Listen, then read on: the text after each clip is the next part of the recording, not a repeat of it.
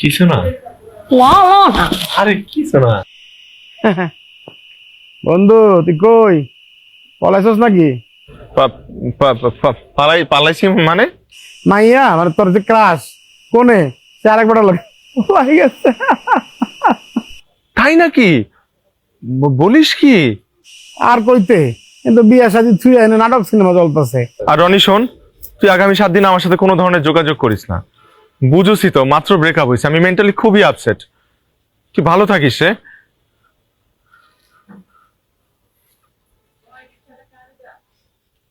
আজকে না তোর বাসরাত, তুই নিচে কি করস?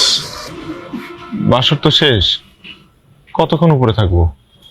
আমি তো তোর জন্য আরো দুধ নিয়ে আসছি। কিন্তু আমি তখন দুধ খাবো না। তোর কাবিন নামাটা দেখা তো আমরা। আরে বোকা নাকি? বিয়ের দিনই কি কাবিনের কপি দেয় নাকি?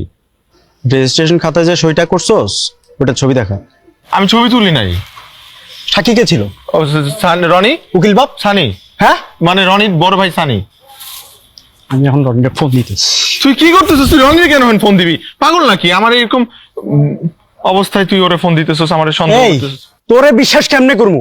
নিশ্চয়ই এটার মধ্যে কোনো একটা ঘাপলা আছে। আস্তে কথা বল, আম্মা শুই না ফেলা। আম্মা শুনুক, তুই 3 দিন আগে আনিকা লোকের ব্রেকআপ করছস। এই 3 দিনের মধ্যে রিয়ার কেমনে বিয়ে করলি? তোর ইঞ্জিনের মধ্যে এত তেল আইলো কেমনে?